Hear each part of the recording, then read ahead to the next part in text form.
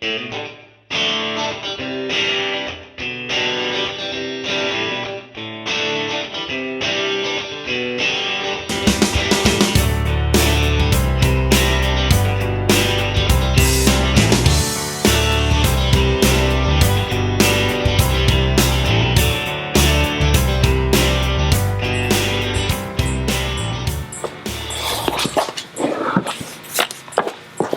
up, YouTube?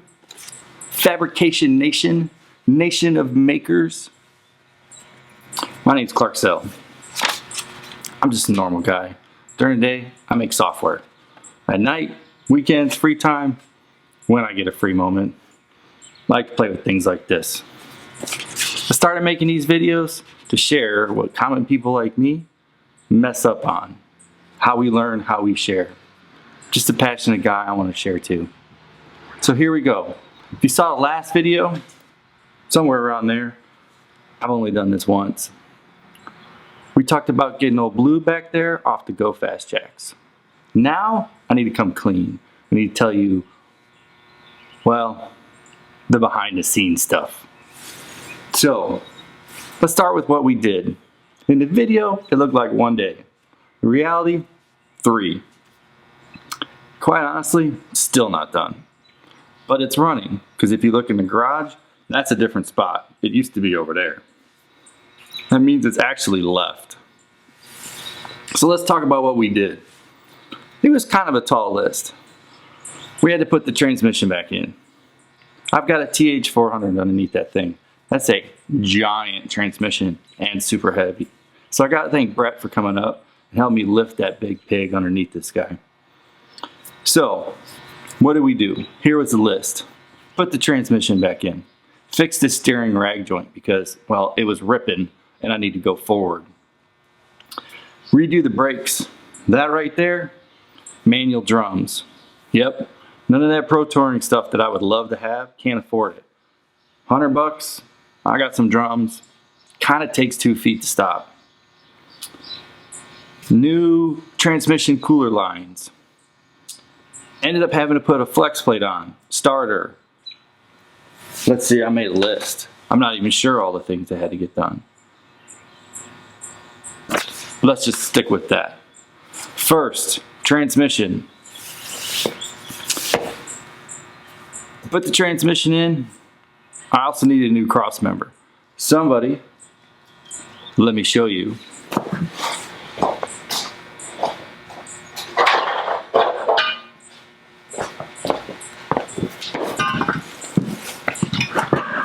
Guy before me built a cross member for this thing. Back in 1968, this didn't ship with a 400 unless you had a big block. I don't have a big block. I have a small block. That ships with a 350. That 350 came with a different cross member. Well, they put a 400 in. Somebody took a 350 cross member and a 400 cross member and did one hell of a patch job to put these two things together. Needless to say, it's crap. So what did I do? Went to, I think it's Chris Alton's Chassis Works. I'll put a link in the description below. To get a new cross member that takes a small block and a 400 and actually mounts it to the right spot. That made a big difference. Put that line back to the differential in the right spot.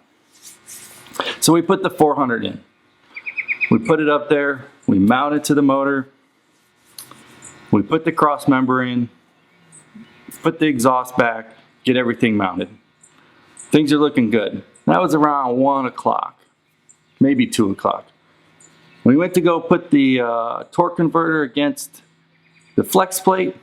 Guess what? Didn't fit. What do I mean?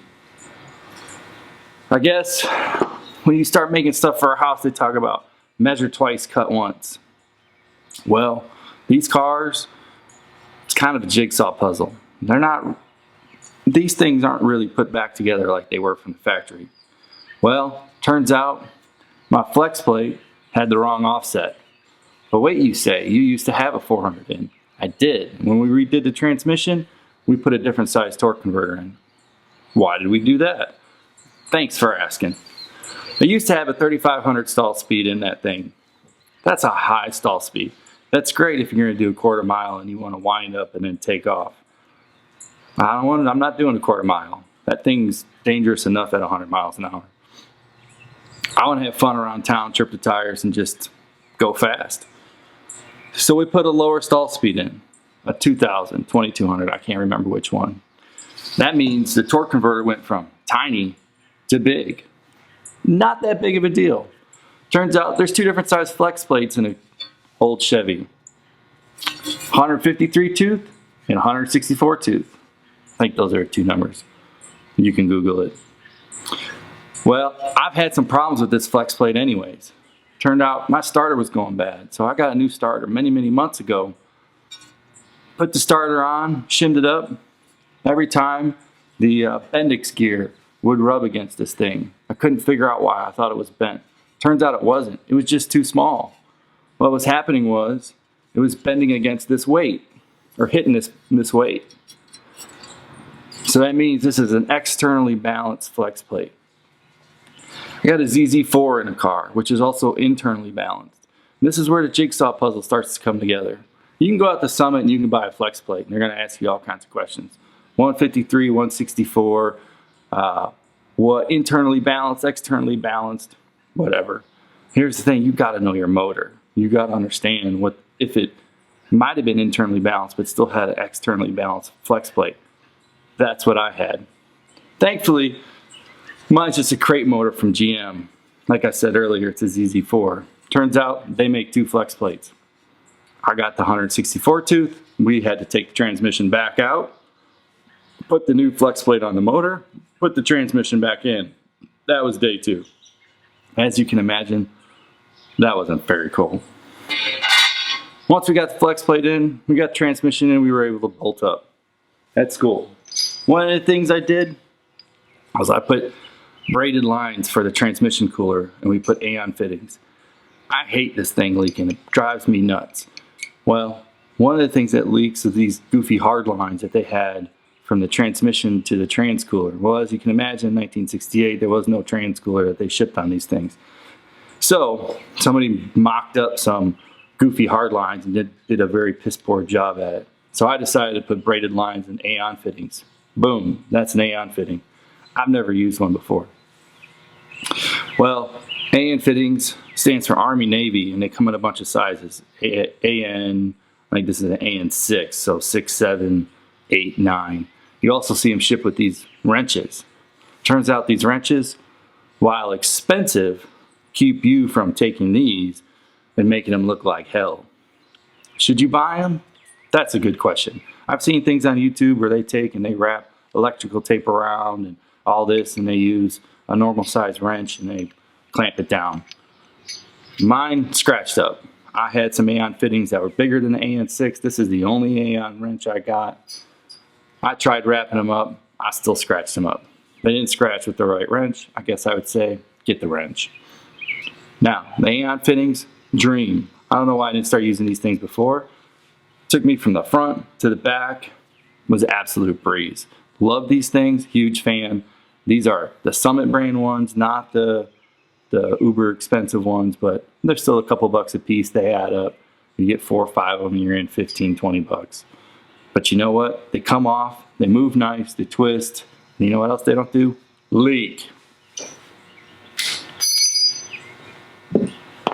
Just talking about the flex plate in the starter. Here's the thing, you probably know this if you have a Chevy and you've ever installed a starter. Here's a starter, mini starter. This is the one that was bad. The mini high torque starter. 2 bolt patterns on this one. That one and that one. The 2 bolt patterns, 153, 164. Simple as that. Got to go back to my list. Next, the distributor. My old distributor, I had all kinds of problems. Didn't really know that it was a distributor. Problems were, didn't want to start at times, just oddball times. Had some response issues when I'd hit the throttle. So when I pulled the motor out, we noticed that that had been arcing and other things, and got on the old interwebs and figured out a lot of people just complained about the distributor that came with the ZZ4. All right, cool. Went out and got an MSD Pro Billet distributor. Put this thing in. Beautiful, beautiful piece of machinery. One problem is giant. So giant that my air cleaner doesn't really quite fit. I'm gonna need to figure out if I need to get a small air cleaner. Not the biggest deal in the world. It fits against the flywall or the firewall, but if you have to move it, because I ended up having to move it a tooth just to get around the giant head on that thing and the wires, because I couldn't get enough timing out of where it was at. Not a big deal, just something you need to be aware of. I also did new wires. I'm kind of picky. If you saw in the video in the end, you saw that we were kind of routing them nice. I don't like things kind of all over the place. I like them neat, T's crossed, I's dotted, if you will. So we made new wires. So at the end of it, we got it running. That was a pretty big thing. For the next couple days after that video, I was messing around with the timing.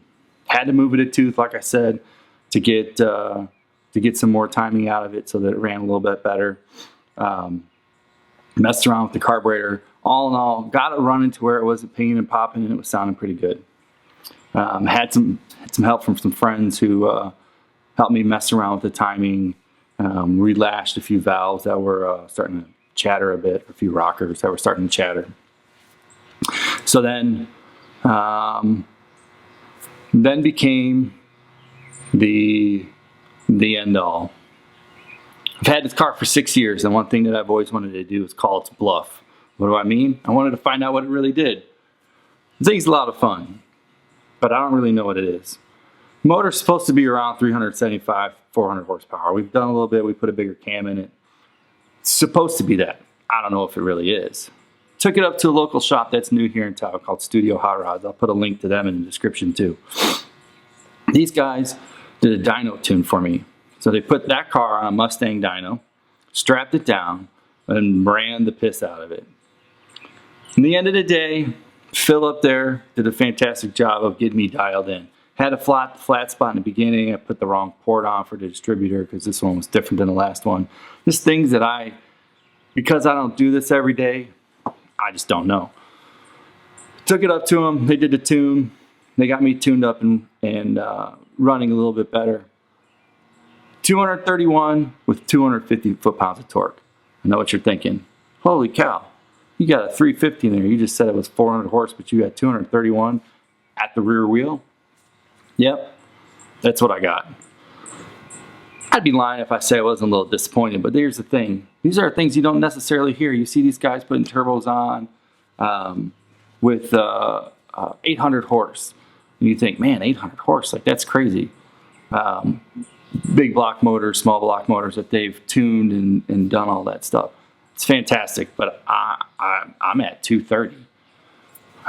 One thing I found out, my headers are too small. So I'm basically choking off my air pump. We're gonna look into new headers. We're gonna see what it'll get to. The guys at the shop said they think that I should be around 250, 275, kind of knowing what I know. But over 300 with just kind of a bone stock small block, be kind of surprised. There's a lot that happens from there to there. So some is lost, right? There's a big old 400 in the middle that's got to turn. And at the end of the day, I guess all that matters is your ET times on the track. I'm not really going to the track. Probably take it up there sometime.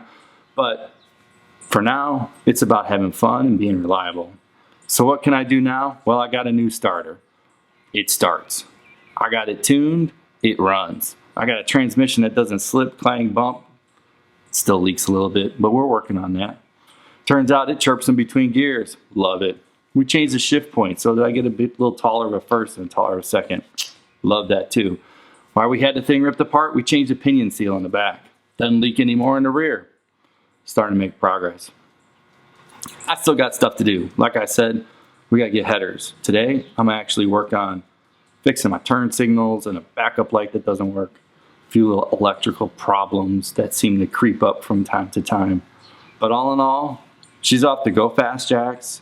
I needed to clear the fancy video and let you hear it from me. So, thanks for watching. Subscribe if you like it. Share if you like it. Tell somebody else.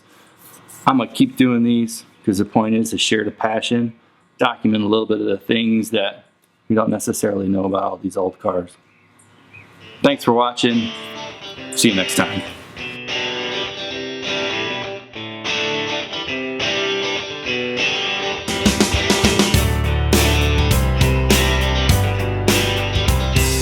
Got it running. But I gotta come clean. I gotta come honest. Part of the reason for doing these things is so that you see how guys like me do this stuff at night. What's up? What? You got it. Did you? Yeah. You're gonna mess up my video.